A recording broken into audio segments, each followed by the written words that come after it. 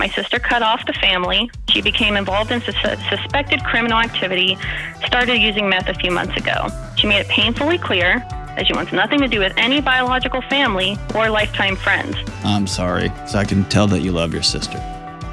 Yeah.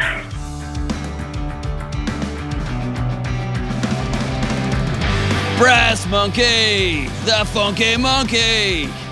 Brass Monkey Junkie. Dude, Licensed to Ill. What a record. Hey, welcome to the Dr. John Delony Show. I'm John. I'll be your host. Is that what I... I'm not really a host. Then what are... Then what are you? The list of answers to that question is long, Kelly, I know. And mostly inappropriate. What would you be called if you were not the host? I don't know. I guess I'm the host. I think that's what we call it. I am the host of the Dr. John Delony Show, and I'm John. It's good to meet you. This is an incredible show. And if you're new to us, I apologize. Not really. It's kind of off the rails. Hey, this is the greatest mental health and marriage and parenting podcast of all time. And this is the last show we're shooting before we take a short holiday break. And so you're hearing this after the holidays, after the new year. You are already into your workout program. You've already thought about quitting. You've already see that plate of donuts and you're like, let's just do it. But don't, but you're not. You haven't yet. You haven't yet. But for us, we're about to take a break and I am totally fried. Everybody is. Ben's just got his head on the board. He's drooling. Jenna's asleep over there. Kelly, she hasn't stopped drinking since like 4 days ago. She's just in it to win it. Oh, man. Christian's just staring off into space back there. He doesn't even know what day it is. And Andrew actually is plugged in because I think you're part robot. But hey, we're so glad that you've joined us for this last episode for a minute. For you though, on the feed, it'll be back on Monday or on Wednesday, whenever this thing comes out. The feed's not going to change for you. Probably I'm done talking. Is that right? I think you should be.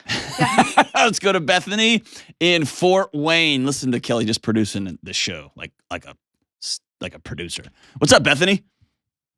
Hi, how's it going? Good. How are you?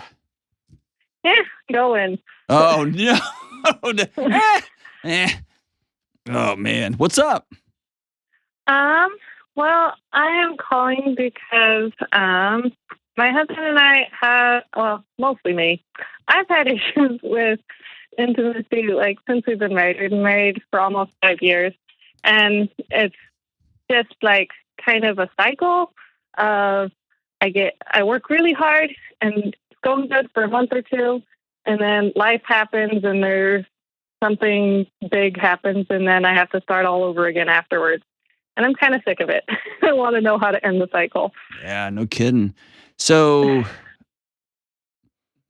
man, a couple of things you said are heartbreaking, and this is me, not at you, but me with you. So, I want to make sure we're saying the same things. When you talk about intimacy, you're talking about having sex, and you're talking about just the whole environment around sex in your house. I guess. Or tell me I'm wrong. What do you mean by intimacy? Yeah, mostly sex. Okay. And you say it's a cycle. What is? Tell me more about that. And talk directly into your phone. I can having a little bit of trouble hearing you. What do you mean when you say cycle? Well, like when we first got married, I guess before we got married, I'd been almost engaged to somebody else, and there had been some boundary issues there, and it took me a while to get over those and actually get to where physical touch and other things were kind of enjoyable. And when you say boundary issues, were you sexually assaulted? Not necessarily assaulted, but like I never verbally said no, and it was nothing more than like French kissing. Uh-huh. But I didn't want it, and he didn't respond to any physical cues that I was sending. So that was your first time you were in a situation where you felt out of control of your own body? Yes. Okay. All right. And did you have abuse in your own personal past back when you were a kid? No. Okay. No. All right. So fast forward to now, then you get married, and tell me about this cycle. So that took me a while to work through. My husband is great. One of the reasons why I fell in love with him so fast is because he always asks before everything. Mm-hmm. He's a consent guy. Oh yeah, he's Good. fantastic. Yeah. So I worked through all those issues. I read a lot of books. I went to some therapy. I did some EMDR, and it got a lot better. And then, I can't remember what happened, but I'd have a season of depression, and then something else would crop up that affected intimacy negatively for me. And it just every time I'd get good at it, then something would happen. We'd have to move, or I'd have a kid, and then there's the pause after you have a kid, and it'd take me forever to get back into it. And I'd have to work through different things, but I'd have to work all over again. Some of what you're describing is normal life. Yeah. You have a kid, and then everything's a disaster all across everything's a disaster, right? Mealtime's a disaster. Yeah. Sex is a disaster. Your body is not your own, right? So that adjustment period is natural. Can I ask you a question and tell me if I'm off base, okay? Okay. Did somebody tell you sex is really bad? I don't think so. It wasn't talked about much growing up, but... Because your body sounds like it has a response to it. It's not a safe place. Intimacy and connection in an ideal world is a place where you can go be fully yourself because there's nowhere to hide, right? Yeah. You've heard the let your freak flag fly, or it's where you literally have no clothes on in front of somebody else, right? And there's nowhere else to hide. So I'm going to be fully me. And everywhere else I have to perform. I have to perform at work. I have to perform at my in-laws' house. I got to perform at my parents' house. I got to perform with my kids at school. But behind closed doors with somebody that I'm handing all my trust to, man, we can get off the rails. It's a place of safety and security. And for your body, it is not. It's the opposite. Where does that come from? Maybe some of the depression, probably. It just, I don't know, being that vulnerable is really scary. Why is that scary? Why does your body go into neutral or go to shut down when you're being vulnerable? Because that would tell me that it doesn't only just happen with sex and intimacy. It happens when your husband gets frustrated, or when you get mad, or when you suffer a loss or heartbreak. Your body does very similar things. Is that right? Yeah, I think so. Okay. Where did your body learn that your best bet, the best way to keep you safe was to disappear, was to shut it down? I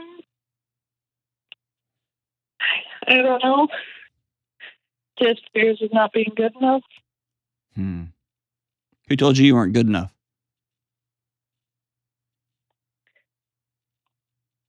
I don't think my family did, but it's a really big family. Probably myself, honestly. Sometimes our families tell us things that plant seeds within us that bloom later on into really gnarly thorn bushes that make life really hard. And sometimes they plant no seeds. So we look up and we're 25 or we're 30 and we have our own kids, and there's no fruit to draw on. There's nothing. And you can absorb the story that you're not even worth telling a story to.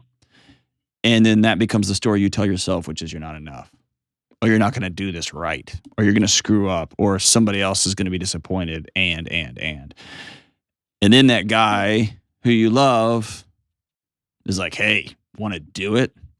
And your body goes into, well, I could fail. I could screw this up. I could not be enough for him. I could fill in the blank. Is that fair? Yeah, that's about right. Okay. So here's the challenge that I'm hearing. There's two conflicting things happening. One is this depression that's haunted you for a long time, and you're trying to heal it episodically, meaning I want to not feel this particular way about a particular thing. So it's kind of like your house is on fire, and every time the smoke gets in your particular room, you turn on a fan to blow the smoke out.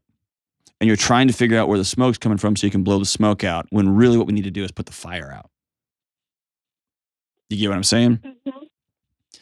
Yeah, I think so. So the EMDR is trauma based, and so if that was around your previous boyfriend taking advantage of you, or not respecting your or not responding to your cues, and then the resulting guilt and shame, all that stuff that comes from feeling like your body is not your own, right? When somebody steals that from you, EMDR is good for that moment. The broader conversation is sitting with a therapist and a counselor and talking about the generalized depression, the bigger picture. My body has learned over time, your story doesn't matter. You just need to disappear. And what we need to do is over time teach that body, nope, I've got needs. I want to live a fun, wild, reckless, exciting, fun adventures of a life, because it's short and it goes by really, really fast. And I want to take everything from it I can, and I want to give everything I can. And so we're going to have to train our body over time about that. That's one thing. The other thing is just the natural ups and downs of being sexually intimate with somebody over a long period of time. Because there's babies and there's kids, and then there's work deadlines, and there's travel, and then there's gained 30 pounds, and then there's lost 40 pounds, and then there's wrinkles, and then there's, remember that time, and we used to, and now we don't anymore, and hey, you need to get testosterone, and then you need to get hormone therapy here. There's just that, the nature of it. And so what I am seeing across the country is people shifting from it's always going to be on fire, which isn't true, to it can be pretty hot talking about where we are right now. And discovering, hey, you're into this these days, and you don't like this anymore, but you used to. You don't like this anymore, and you want to try this, and have you thought about this? And that's a whole new level of intimacy. Does that make sense? Yeah. So it's more about taking that negativity that you feel surrounding, like, oh, we just had a baby, we haven't been sexually intimate in a long time. I can tell my husband's getting frustrated. I'm getting frustrated. But then my body tenses up and it goes to war every time we try something, and it's uncomfortable and it's awkward. It's there that we're going to lean into that and turn that into a moment of intimacy in and of itself. Talking about it, laughing about it, being silly about it, trying and then stopping and trying. We're going to make that not something to run and hide from, but we're going to make that the focus. Is that ringing a bell? Yeah. Okay. I guess I have a question. Mostly just, I've been through therapy off and on for the last 3-ish years. Okay. And I only stop when I feel like I can handle it, and then I end up having to go back. How do I know when it's actually processed, or do I? When your body doesn't take off on you. Here's the best way I can explain it is, and you can read about this in the book that I wrote. My body responded to economic crises. It acted as though when I saw a stock ticker and it had a red down arrow that the stock market had lost money, my body would respond so over dramatically. It was as though somebody had a hatchet and they were coming right for me. And I remember I used to laugh because I felt so out of control that a couple of folks in a couple of banks could take everything from me. And I was doing everything right in my home. I felt very, very powerless. Does that make sense? Uh-huh. And then after counseling and working and building a non-anxious life over the last 5 to 6 to 10 years, now we're in a recession, heading towards a deeper recession. My body hasn't taken off one time, meaning I've been frustrated and annoyed, and I'm heartbroken when I can't buy bacon because the bacon prices are so expensive and I got to choose between bacon and bread. But I'm not staying up till 2 a.m. and then waking up again at 3:30 a.m. on high alert all the time, and I can't talk to my kids. I'm like a taser. So I'm healed. I'm still worrying about it. I'm still frustrated by it, but my body didn't go to war. and your body goes to shutdown. And so you will know when when your husband says, hey, is tonight a good sex night? And you say, no, not tonight, but I would love to just snuggle on the couch and hold you tight for a while and watch a show. And when you say those words, your heart doesn't start beating really fast. You're not washed over in shame and frustration, and you're able to own your needs in that moment. Does that make sense? Yeah. So it happens like that for a while, and then I start back over again. So what I want you to do is to start really paying close attention when you feel the cycle starting. What is different? What is happening in your life? Is your diet different? Are you sleeping differently? Is your work schedule or your husband's work schedule? Is there a holiday coming up? What is it in the environment that starts to kick that cycle up again? Okay. And I just want to be really specific about tracking that kind of stuff, even if it's going to get a 99-cent journal at Walmart. And then when it comes to sex and intimacy, I want you really to remember this. This is from Emily Nagoski, who, if you haven't, I used to talk about the book all the time, and I haven't in a while. I recommend anybody who's having conversations in their home, like they're, there's just a married couple sitting there talking about how they want to improve their sex life or change their sex life. There's a book called Come As You Are that Emily Nagoski wrote. It's a masterpiece. It's incredible. She was the first person I ever heard so eloquently put, outside of like nerd science journals, that there's no such thing as a sex drive. That's not real. That one person has more of a sex drive and one person has less of a sex drive. And women's sex drive is just men's sex drive light. That's not true. Really, sexual desire is a series of gas pedals and brakes. And the goal is, how can we work together, you and your husband, to take off as many brakes as possible and make the environment more gas pedals? What that means is you're not just focusing on what gets you off in the bedroom or what you will or won't do in the bedroom. It's more about how do we create a context in our home, in our life cycle, so that sex becomes a place that we want to run to, that becomes a great escape, not another chore. So what I mean by that is, like, is it a clean home? Is it all the dishes are done? Is it flirty notes throughout the day? Is it the oil changed? People who've had sexual trauma in their past, often smells are really intense. And so maybe it's no cologne, or you got to brush your teeth, or it's I need you to take a shower first. Whatever the things are, you don't feel good about your body, so we're going to dim the lights. Whatever the thing is, or the things are, we're going to create a world where sex can happen. Not we're going to try to force a game of baseball in the middle of a winter storm. No, dude, let's create a world where baseball sounds like it's a great idea. Does that make sense? Yeah, it does. That can be a ton of fun for you and your husband to dream about. How do we create an environment that makes this, that there's no brakes and it's all gas pedals? And then we're going to put sex on the calendar. How many little kids do you have? 3. Good gosh. Yes, you have to put on the calendar. And let me tell you, Bethany, nobody wants to do that. Nobody wants to put sex on the calendar. I've never seen a Hollywood movie where they're like, hi, next Tuesday, 4:15 p.m. That has never happened. It's always like Titanic, and there's the car, and then there's like the handprint on the wall, and it's this passion, and I'm going to die for you. Blech, none of that's real. You got 3 little kids. You got to put on the calendar. And let's set a goal. 2 times a week.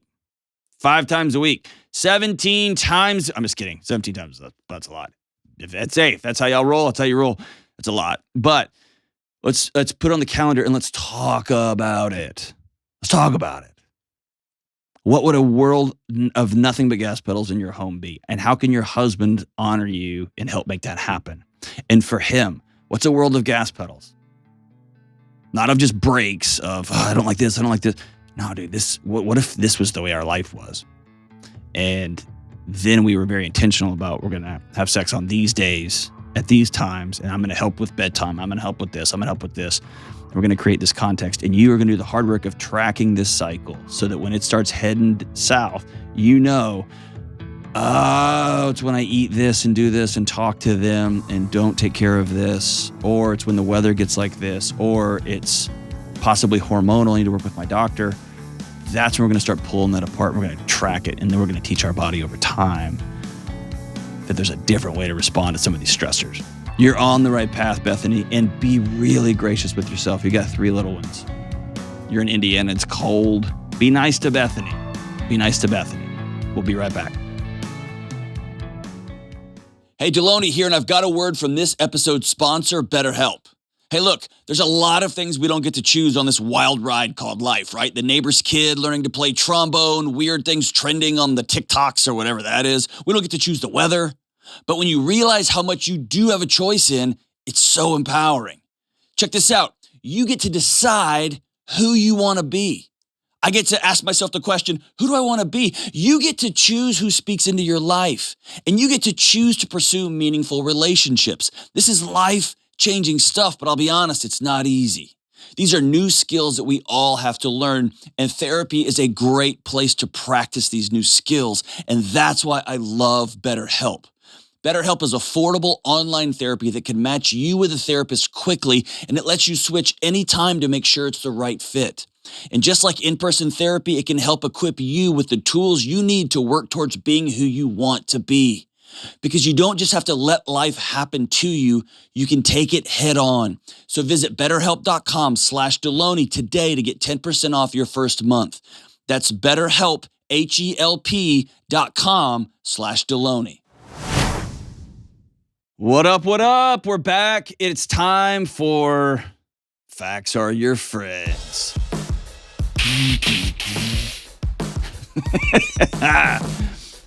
Ben and his bell-bottom rock music. Like Epiphone Flying V plugged into a fuzz box. Some Marlboro Reds. Way to go. He's looking at me like, do what? You know how I roll. That's exactly. All right, so I need to make this abundantly clear on the front end of this Facts Are Your Friends. This is not a conversation about judgment. This is not a conversation about me casting blame or stones. I know there's a lot to be said about what we're going to talk about for the next few minutes. So I've learned this the hard way on social media. I can say something like, hey, moms or dads, don't yell at your kids. And some of you hear that and you go, you're right. I need to not do that. But some of you immediately get triggered and you go, oh yeah, well, dads and husbands should, like whoever I'm not talking to, they need to stop. You're right. So this is one of those topics that the moment I say it, you're going to either go, not me, or you don't even know what I'm dealing with, or I'm such a loser, or some of you are really, really underwater with this issue. And so I want to be as gentle as possible and be honest. And this is us just sitting down, having a chit chat over a card table. Okay. So just think of it. This is not me talking down to you. It's me talking with you. Okay. I want to talk about drinking alcohol. Here's why this became an issue with me. I rarely drink. I just don't like it that much. I'll have one drink here or there. It's really, really rare that I have two. Not because I have any judgment against it, whatever. In fact, there's times I wish I did. I just don't feel good. I just don't like it. I don't feel good. I just get bloaty and bleh. But then I got this Whoop strap, and I noticed even when I would have one glass of wine, even if I had one beer or one of these fancy bourbons one of my colleagues has, my sleep would flush itself down the toilet. It was so dysregulated. I couldn't believe it. And then I started asking my other friends here at the office who also had Whoops, and we were comparing data and talking about it because it was a relatively new product at the time. This was a couple years ago.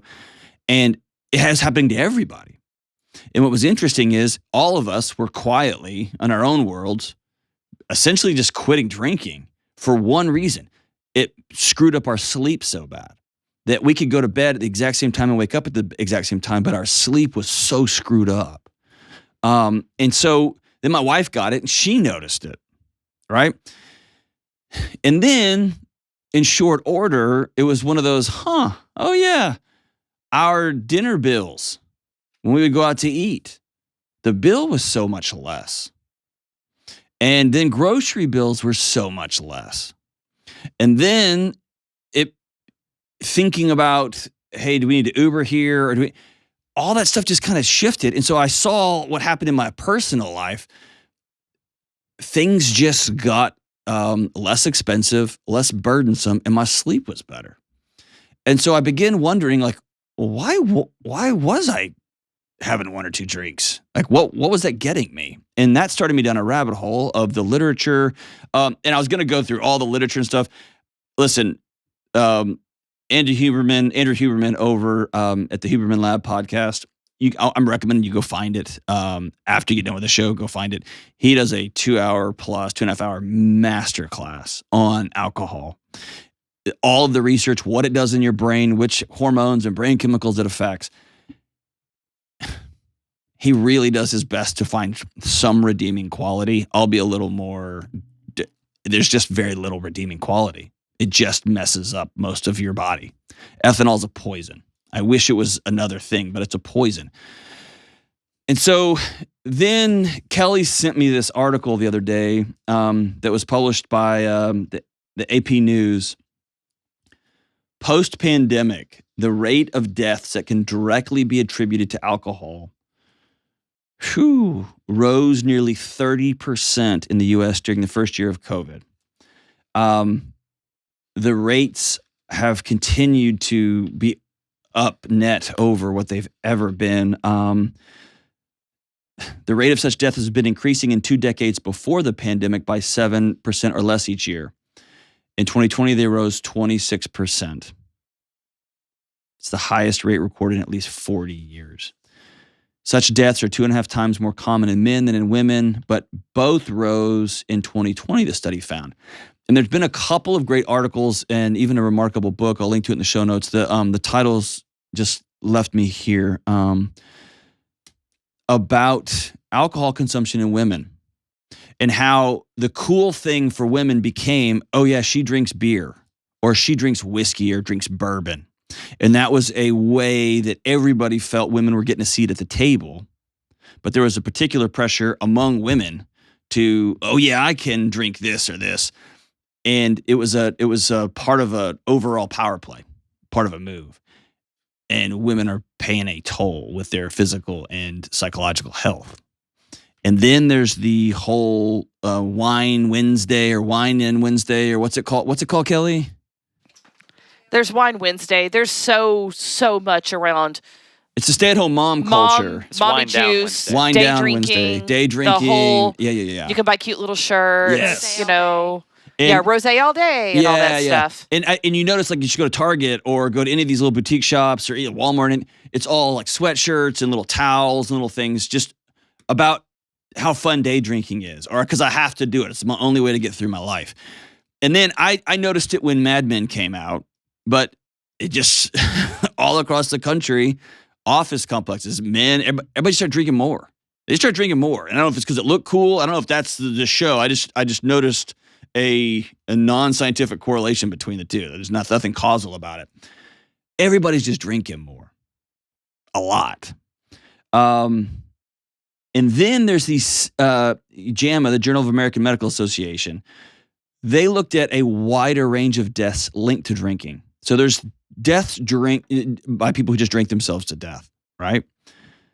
But then there's motor vehicle accidents, suicides, often people who are considering dying by suicide will drink enough to take their inhibition away. And it leaves them with no brakes on a forever decision. Falls, cancers, pancreatic cancer, liver cancer, and other things. So there's thousands and thousands, tens and tens and tens of thousands of deaths are from drinking too much over a long period of time, and tens and tens and tens and tens of thousands of deaths are tied to acute intoxication. I fell down. I got in a wreck. I died by suicide, whatever it happens to be.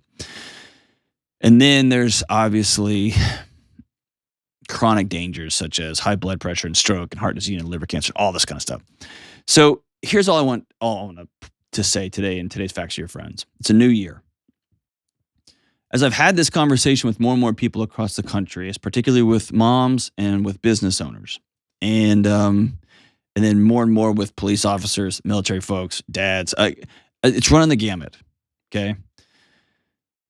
I want you to be very intentional about examining or re-examining the role alcohol plays in your life. Here's where that's really important. I used to pass out a survey to all my incoming students, particularly like I did at the law school. I did it at a couple other places. But it was just a social norming survey. What's your drug use? What's your alcohol use? What's your sexual habits? I wanted to get a snapshot of what the incoming student body thought about the world, how they responded to the world. And I would always read these statistics to the students. And what was always fascinating is the students thought 95% of people got drunk once a week. But the self-reported data was actually 65% of people got drunk once a week. So they were off by a chunk, right? So I would read those and the point was, hey, if you think everybody's getting drunk all the time, the reality is they're not. If you think everybody's having a glass of wine at 11:30 in the morning just because the baby won't stop screaming or because your boss is kicking your butt, they're not. They're actually not. And it's this weird self-fulfilling prophecy. I always remember the statistic that broke my heart and would silence the room. And it was 80 to 90, sometimes mid to high 90s. 90% of people drank to feel more sexy, drank to facilitate engagement in sexual behaviors. And every time I told the entire auditorium, the entire theater, if you have to drink in order to be with somebody, that is a way you are overriding your body's innate systems to do something your body is telling you it doesn't want to do. And the same can be said for going out, for feeling sexy, for having hard conversations, for having fun, for going to sleep. If you are drinking to override your body's signaling system, that sleep is scary, that there's too much chaos going on in your life, that your partner isn't safe, that your work environment is a mess, that you are uncomfortable being around people. Those are individual things that you can work on with a counselor, that you can work on with a community of friends, that you can work on with a journal, some of those things. But when you drink to cover up parts of your life just so you can endure it, man, I just want you to hear me say your life's worth more than that. And I would rather have a season of discomfort getting to the bottom of why does my body tense up when I'm around you? Because we're married. Let's get to the bottom of that. Let's just don't have 3 or 4 drinks just so we can have sex once a week. Let's don't do that. Now, I'm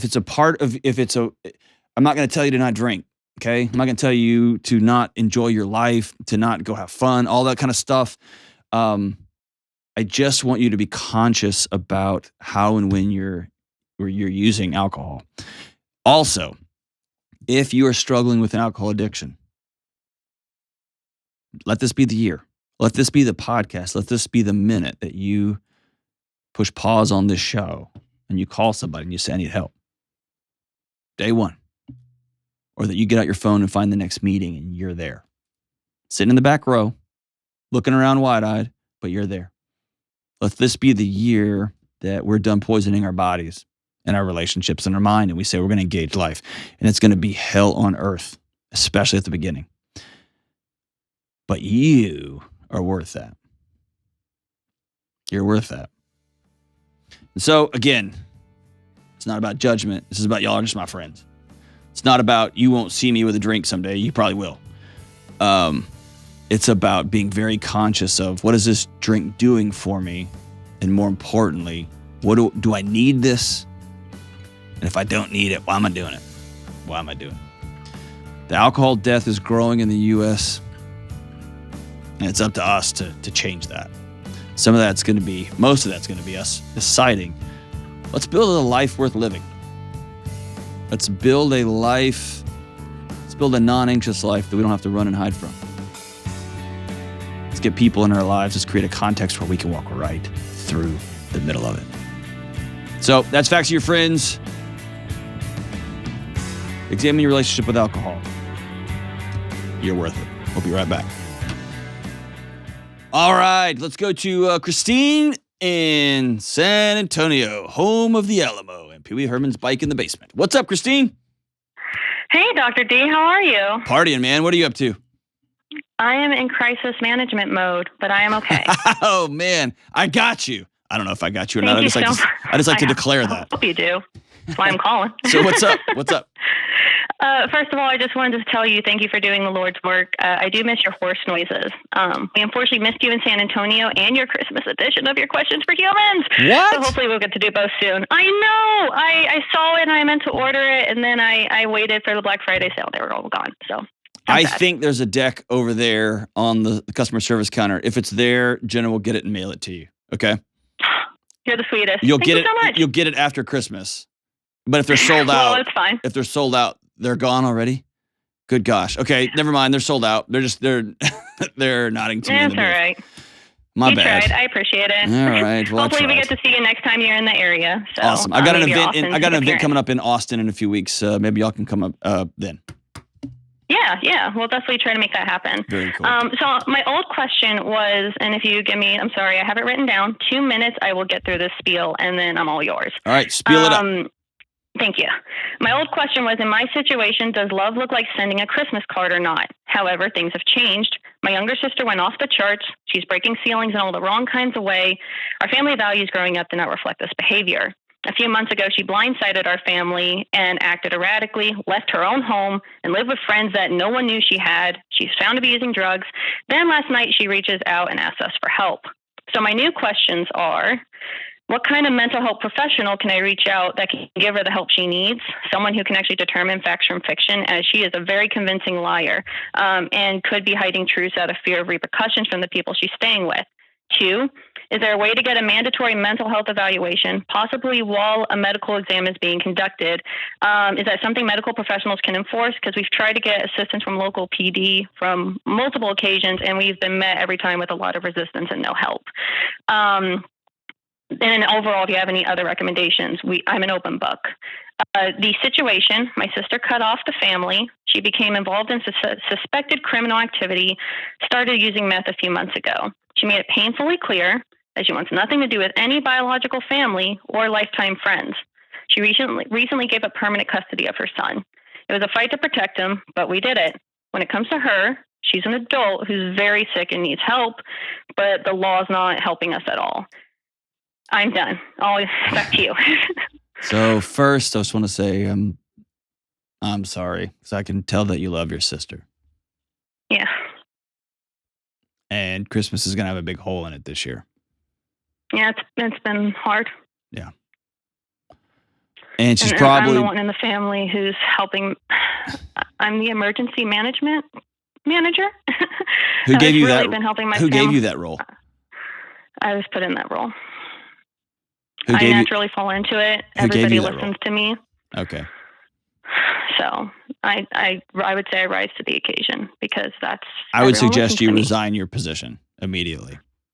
Okay. Okay.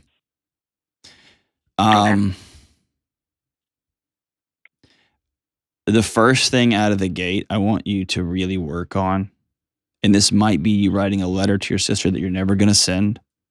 Mm-hmm. This might be your 12-year-old self writing a letter to your 10-year-old sister, however old the age difference is between the two of you. Mm-hmm. But there won't be any healing until you switch off your judgment switch and you switch on your I'm with you switch. Okay. Okay. Everything in your letter from what you just read, everything from this isn't the family values that she knows, and she's doing this, and I'm trying to do this, says it's from a position of she's a puppy who keeps peeing in the floor, and I don't know how to get her to stop, and I'm her owner. And I understand how somebody who is methed out of their mind and they're abandoning their family and their children, it feels like the pipes just burst in the house. Mhm. But if you bring that chaotic energy to somebody who's struggling with addiction like this, that energy is jet fuel for the problematic behaviors. And there's a lot of research about it, and it gets a lot of bad press. But healing from addiction, healing from drug use, almost never comes from upping the aggression ante. Okay. That's number one. So I want you to take off any sort of superiority. Maybe begin to ask yourself the question, what in bloody hell happened in her life? Things you know about, things you may not know about. That this is how she's got to get through her day. Okay. What in the world happened? And my guess is you probably know some of it. And my guess is there may be a couple of things that your eyes would pop out of your head if you heard. Yeah. Either or, right? All that to say is it just changes the posture to get your butt in here to, I really love it if you came home. That's two different propositions, right? So that's number one. Number two, I know you're right in the middle of it, and this is hard. I want to back out and respect what the police officers are doing, even though it's super frustrating. Our entire system is based on not taking away somebody's civil rights. And so the threshold to look at another adult and say, you have lost the privilege of being in control of your own life. That's the premise of this country. However screwed up we've gotten it, and make no mistake about that, we've screwed that up for years and years and years. But that's one of the foundational premises. And so to get a government agency to take away agency from another adult is very, very hard. That bar is very high. And usually it's harm to self or others.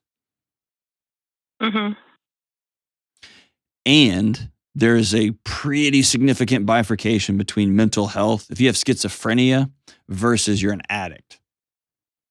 Our approach to addiction in this country is still very punitive. You are breaking the rules versus you're sick with a disease. Yeah. See what I'm saying? And so if your sister had schizophrenia, or you might have a better chance of getting medical power of attorney over her, or having her some sort of involuntary commitment if she was, experiencing suicidal ideation or anything like that. Having a sister who's doing meth, it's going to be very, very hard outside of she gets busted with meth and she goes to jail and has to clean up there. Yeah, we actually tried that, and the police were not helpful at all. We're just trying to get her removed from the environment that she's choosing to be. Chose homelessness for the last 48 hours, completely hungry and starving and frantic. And why is she making that choice? Is it because she's? That's a great question.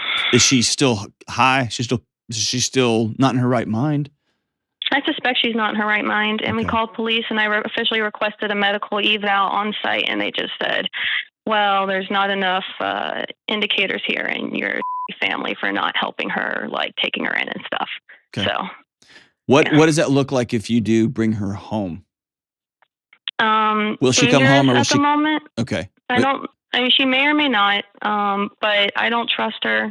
I don't trust that she wouldn't stab me or something like that. What in your world have given you inclination that she is violent?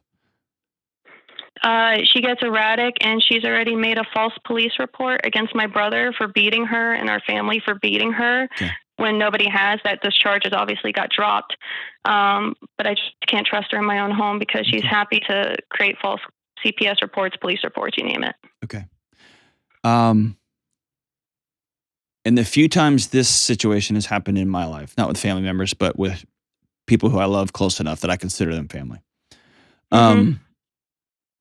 I have resorted to two things, and it's very, very difficult. Number one, writing a letter.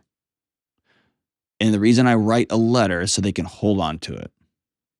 And it has amazed me how people have hung on to those things. When they literally hang on to nothing else, they hang on to these. And the letter starts with, I love you and I miss you. That's how the letter starts. Yeah. And when you're ready, I'll be here. Yeah. And the second thing is you got to open your hands and let go, because she is clearly communicating, I'm an adult and I do not want you in my life. Mm-hmm. Unless it's convenient. Yeah, exactly. And so if she's holding something that says, when you are ready, because helping somebody who is abusing drugs, helping somebody who's struggling with alcohol intake, somebody who's struggling with any number of things is right and good and hard. And those people don't have a right to be abusive to you. Mm-hmm. Right? So it's Correct. easy for the cops, to whatever police officer said, well, you're just a scumbag family for not taking them in. Yeah, she doesn't have a right to come to your house and verbally harass you or to make fake reports or to beat you all up or anything like that. So when she's ready, it might be that you will pay the first week or you will get with the family and y'all will have the funds to make sure she can go to rehab.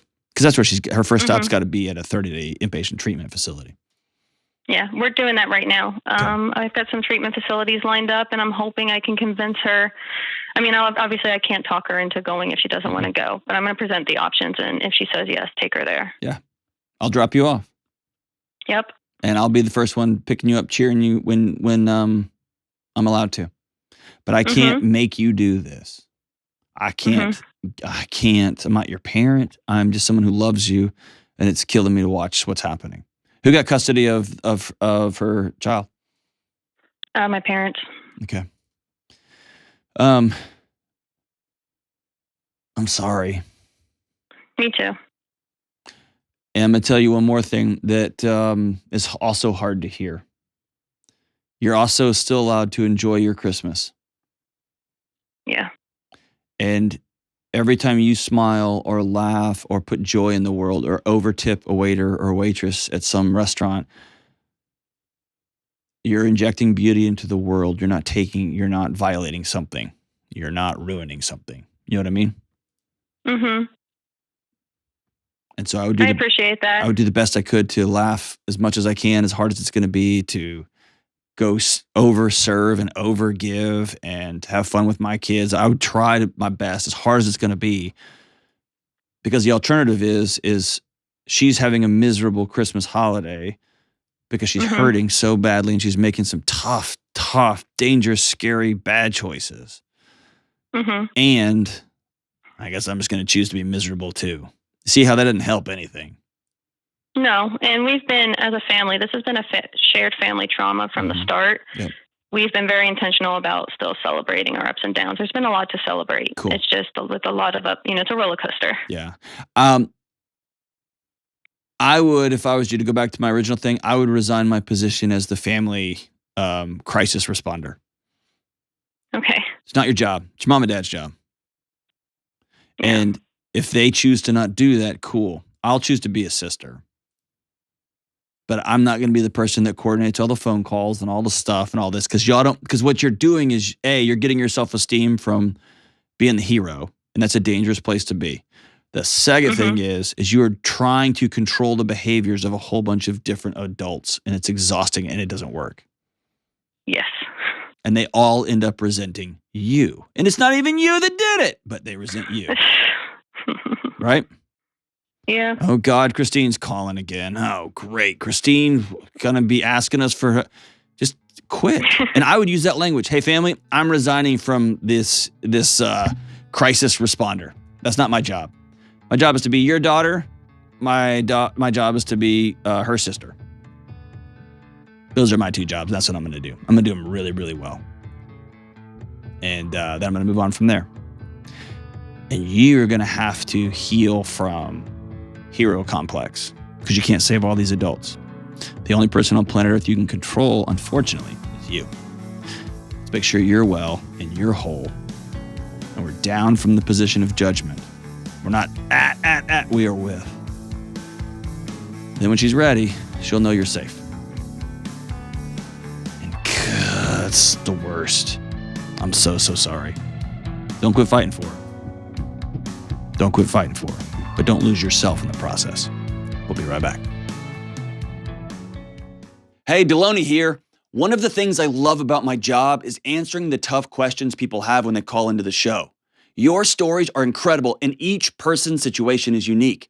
And for years, people from all over the world have been asking if I do private counseling or private coaching sessions for them or for their spouse.